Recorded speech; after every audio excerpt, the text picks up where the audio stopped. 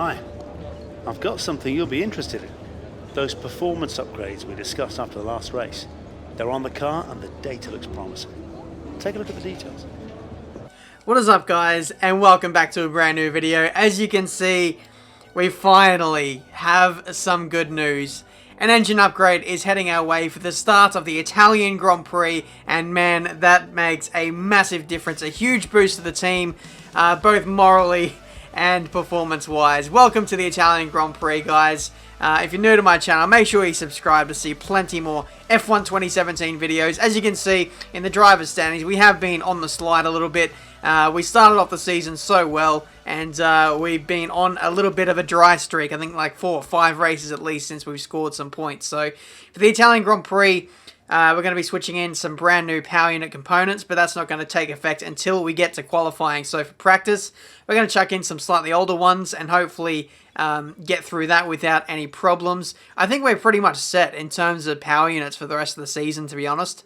I'm pretty sure we won't need to take any more. So that's one massive positive we'll have heading into the rest of the season versus our competitors who are most likely going to be taking grid penalties for the rest of the season. I've seen some crazy pictures, crazy videos from you guys that you have sending me from Twitter and stuff, and yeah, there has been a lot of people with grid penalties, so I expect that to continue into the second half of the season. I'm sorry if my, pronunciations, my English is all over the place. It is 2 AM, but that's no excuse because I stuff up words all the time. But either way, we're here in practice, just running through all the programs, getting our research and development points up. This is the fuel saving program, which I have been getting to grips with ever so slightly over the last few rounds, and this one I absolutely just bossed it here in the Italian Grand Prix. A lot of heavy braking zones, and I was able to make the most of that just by lifting and coasting and using higher gears, and managed to get through the session fairly well. I did a tutorial video on how to pass all these practice programs. I uploaded it earlier today, so you guys should go check it out if you are struggling. But yeah, we went through everything. This is now qualifying, I believe. You can see we aren't exactly meeting the target time at the moment, about a 10th down, but as we go through the final corner, that margin quickly turns into the green, and it looks like we might exceed the expectations of the team by a few tenths, a tenth and a half, and it puts us in P19. So not too bad. And then when you consider that the purple lap time was only half a tenth away from the time we just set, I thought it was probably worth going out again and trying to see if I could get the extra 20 resource points. That's what I was setting out to do. So pretty shocked that we might be in contention of actually bossing every single practice program, and it's going to come at the Italian Grand Prix, a track that I was not anticipating to be quick at all. But maybe with this recent engine upgrade, it's really put us in the game here. 3.5 tenths up as we go across the line. It is purple, and it's 18th place for the session, quickly demoted to P19. But yeah, to run through every single practice program, even in the first session, is a bit of a rarity for me. I was, really shocked to get purple on absolutely everything. I think it was the first time I did it all season, so that was a welcome change, and it's going to really boost us in terms of resource points. We might even get to upgrade the engine as well by the end of this episode. But that's practice. Time for quali. Qualifying is about to start here at the Autodromo di Monza for the Italian Grand Prix. The teams are about to head out onto the track any minute now. Okay, so here we are for qualifying for the Italian Grand Prix. I'm not going to lie, I don't have high expectations for this race here, but hopefully we can make our mark nonetheless. As well, the target is always going to be trying to beat the Saubers, and if at all possible, try to beat our teammate, two-time world champion Fernando Alonso. I mean, I don't make things easy for myself, do I? Choosing McLaren in career mode and then choosing to form up against Fernando Alonso, who has been bossing his teammate himself, Stoffel Van Dorn. I could have gone the easy route. I could have taken Van Dorn as a teammate, but no, I wanted Nando. I wanted him to boost me in the Constructors fight, but that really isn't working so far, is it? Nando on 0 points as well with the Saubers. But qualifying, I opted to do a short quali session. That's due to the whole glitch and bug with the AI setting ridiculous times after the session has expired when you fast forward to the end, and I've heard whispers that it's less likely to happen when you run short quali and just do the 2 runs yourself. So at the moment we're setting P19. We're looking pretty good on this second run here to improve by a couple of tenths, so that's looking pretty positive. A very clean lap so far as we head through the 3rd sector and through to the final corner, 2.5 tenths up. Hopefully we can just take this final corner at Parabolic here really flowing, slow in, fast out, 5th gear. It's amazing the amount of cornering speed you can take into some of these high-speed corners in the 2017 cars, even with the low downforce we have at the moment. But it's P18, a slight improvement, and unfortunately we didn't out-qualify Pascal Wehrlein. One of the cars I did not expect to be beaten by was one of the Saubers, and there we go, Pascal has done us by 0.04 of a second. So I mean, it's okay. P18, I think that's better than a lot of our recent qualifying efforts, so I'm going to have to take that. Heading into the race, though, I anticipate that a lot of people are going to have grid penalties as well. So, heading into the race, we could be well poised to take some points. Let's do this. It's a very tight turn 1 here and a very big braking zone. It's a corner, Anthony Davidson, where we've seen a number of lap 1 incidents in the past. As you say, it's a very small piece of track when you have more than just one car trying to go through it. The actual run down towards the chicane is quite wide, so off the start, we'll often see drivers running 2 or maybe 3 abreast as they come up towards the braking zone. Everyone wants to brake late, of course, to win track position, and that tends to be where we see a lot of contact. And you'll see the more experienced drivers kind of hang back a little into here and focus more on picking up the pieces from other people's incidents. Okay, so here we are on the grid of the Italian Grand Prix. As expected, we have a one-stop strategy, starting on the supers and going onto the softs. I don't imagine that anyone today will venture too far away from that strategy unless there is some, first corner, first lap damage that requires a front wing change. But, anything's possible. We have seen the AI opting for the alternate strategy quite a bit in this series. And especially those guys in the top 10 might not be able to manage their tyres, so there could be some opportunities that present themselves later on in the race. So here we go, ready for the start of the race for the Italian Grand Prix. Hopefully we can get off to an amazing start and really give ourselves the best chance to get some points today. Daniel Kvyat flying off the line there, and gets alongside his almost sister teammate Daniel Ricciardo and past Esteban Ocon. What can we do heading into turn 1, though? It looks like we overtake a few cars there up the inside and into P12. Jolyon Palmer. No, it was actually Hulkenberg, I believe. Absolutely parking the bus at the second part of the first chicane and costs us an opportunity to have a run on Valtteri Bottas. Also cost us a spot on Esteban Ocon as well. So, yeah, pretty fiery start. Despite that minor setback, we still managed to get the spot back on Ocon, who I suspect wasn't running rich revs, and we managed to make the most of that. So we have ourselves some clear air at this stage. No one really in front of us. About a second separating us from Bottas, who had a grid penalty himself. Daniel Ricciardo had the grid penalty as well. That's why he was down the order. And the guys behind us, looks like there's a big gap to them as well, as Esteban Ocon is lacking a little bit of pace early on in this Grand Prix. So yeah, let's just continue to move forward if we can. This is Hulkenberg getting stuck behind Lance Stroll, I think it was. So Bottas has cleared that group, and now Stroll is getting feisty on Hulkenberg, who looks a little bit slow as well. So you'll see on this replay, I noticed this myself as well, and I was actually shocked that the AI were weaving and looking pretty aggressive in the opening laps. I've never really seen the AI weave on the straights like that before, so that is pretty encouraging. Maybe an update came through overnight, I'm not entirely sure. It's hard to keep track of updates when it comes to PC and Steam. But either way, Daniel Kvyat flies past us around the outside on the start-finish straight. We might see a bit of a trend with that over the course of this race. Here comes Daniel Ricciardo in the Red Bull, much quicker car than us. No real point fighting him, so we just let him go up the inside into the Ascari chicane. And we're going to try and nab a little bit of slipstream off him if we can. That's ultimately going to be the strategy. Just try and run our own race. We're in a McLaren Honda. This is our weakest track on the calendar. Maybe second weakest. I think Baku might just be even more of an OP track for everyone else apart from this one. But yeah, we're doing the best we can. We have the engine upgrade. We have ridiculously low downforce as well, which is making us slightly more competitive than what we might usually be, but Ricciardo takes up too much space on the second part of that chicane, costs us a little bit of time and momentum to Jolyon Palmer, and actually Ricciardo has gone off massively into the second chicane and completely given up the spot again. So let's have a look at what happened there. He just completely locked up. I was running in a little bit deep myself, and I don't know if he was looking in the mirrors and got put off by me, but either way, I will take that briefly back into P12 as Jolyon Palmer then... Oh, yeah, no, actually didn't take the spot off me, actually. He was threatening to, but looks like on this lap he might demote me back to P13. Unlucky for some.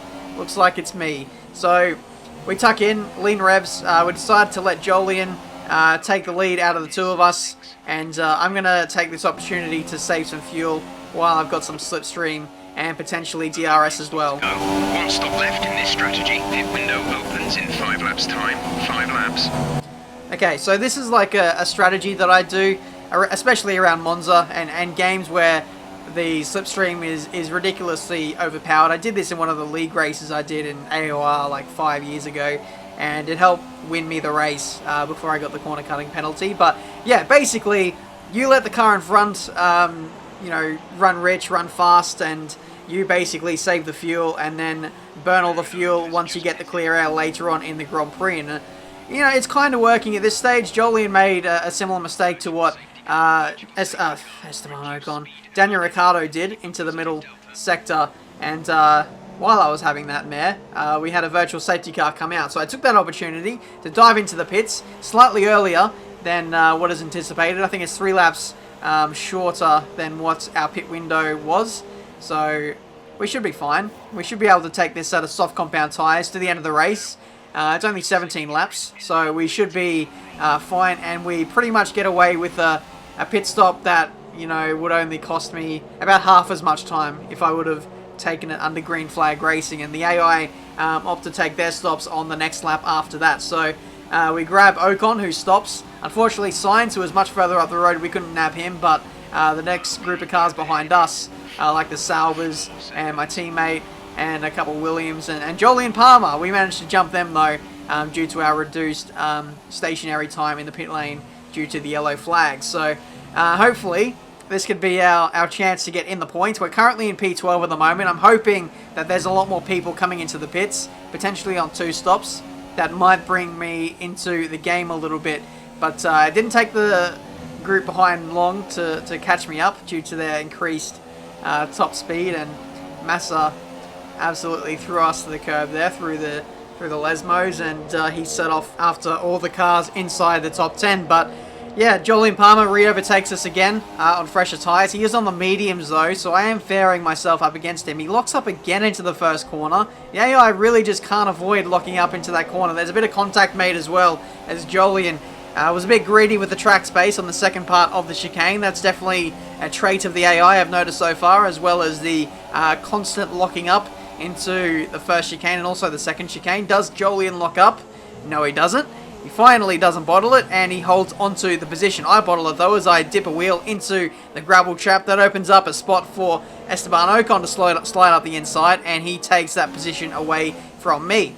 Down to P15. Carlos Sainz behind me though. He must have made his second stop. So there are a few people in this Grand Prix who are 2-stopping. It's only the guys who stopped ridiculously early who are diving in again and chasing me down for my position. Daniel Ricciardo was one of those. How is a Red Bull in 16th place, you know, well past halfway in this Grand Prix?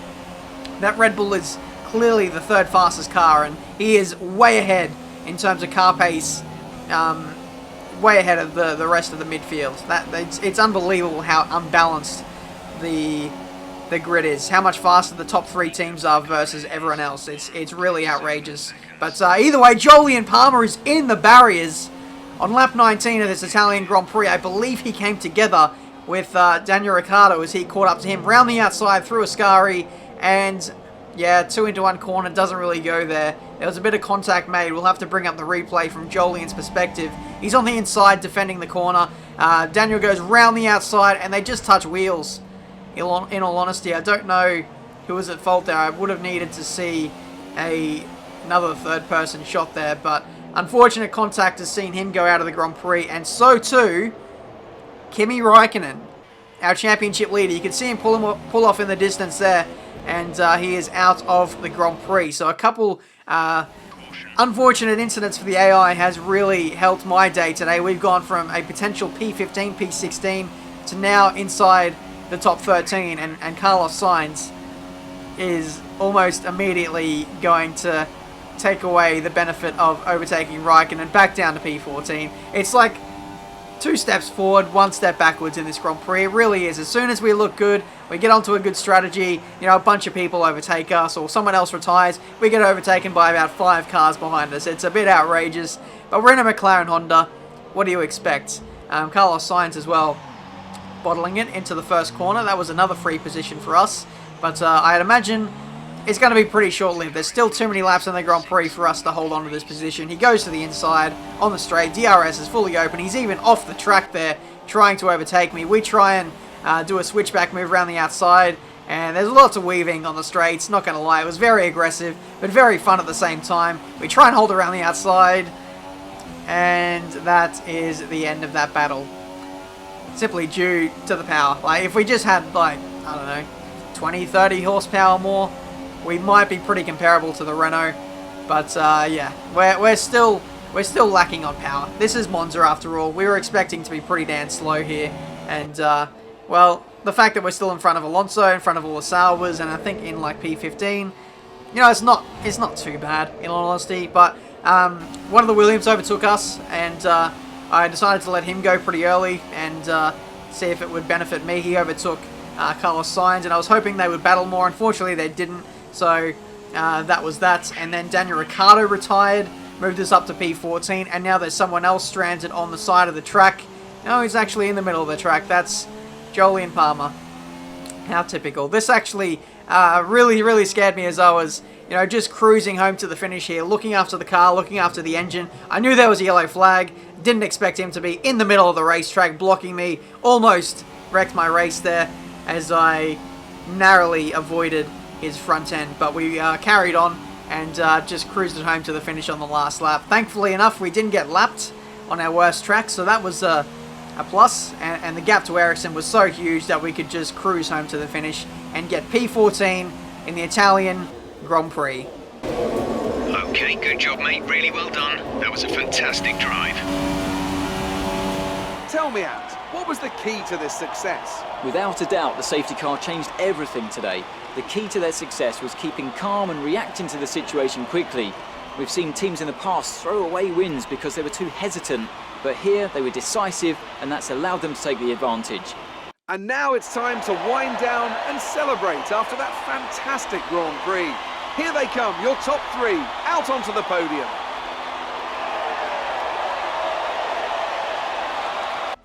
So Lewis Hamilton wins the Italian Grand Prix in what is a pretty momentous occasion for the championship. Kimi Räikkönen retiring, and a big swing towards Mercedes in the standings, who I feel like have been gaining momentum the last few Grand Prix. It's either been Bottas or Hamilton winning. I haven't seen I haven't seen Räikkönen up there all too much in the last few races, but yeah, interesting to see how the championship is changing. Sergio Perez got a podium as well for Force India, so he did really well, despite a few people having grid penalties here and there. That's when I guess the midfield runners are really going to try and maximize their opportunities when other people have some grid penalties. For us, it was P14.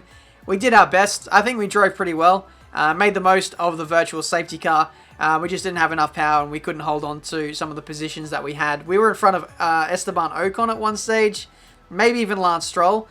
So, I don't know, maybe some points were on the cards if we were in, say, a midfield team. I mean, we would have at least got inside the top 10 with a better car and the strategy that we ran. We just didn't have the pace to do anything with it. But standings, we have dropped to 14th. So again, just the fact that we're not scoring points just means that all the midfield runners start to get a wriggle on, and they start to get their consistency together, and they're just kind of stretching away from us at this stage. But the next Grand Prix, Singapore, it's going to be quite interesting to see how we go. Again, it's another track that doesn't really matter how much power you have.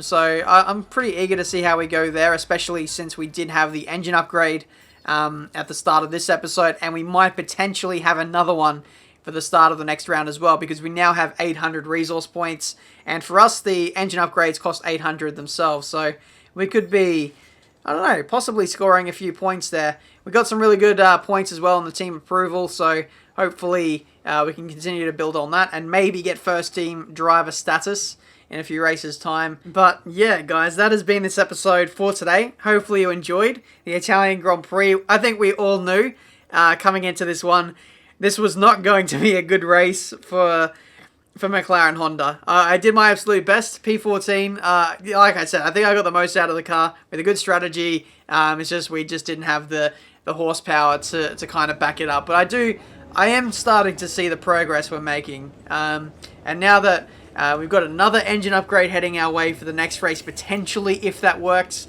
that's even more of a boost for us heading into the second half of the season. So progress is being made, and I feel like we might be on track for some points in the next episode in Singapore. I'm really excited. So hopefully you guys enjoyed. Leave a like if you did. Subscribe to the channel if you're new to see plenty more F1 gaming content. I'm really starting to enjoy career mode again. I'm not going to lie, I wasn't enjoying that middle part of the season around Baku. I thought we weren't making any progress, but now I'm just starting to see the momentum just come back in our favor ever so slightly. So yeah, it's looking good. Hopefully with an update to the car performance as well, the McLaren Honda should be even more competitive, because at the moment in game the car is much slower than what it is represented in real life, so there's even more performance to be gained there. So yeah, that's it. Enough of my waffling. It's bloody 3 AM. I need to upload this video.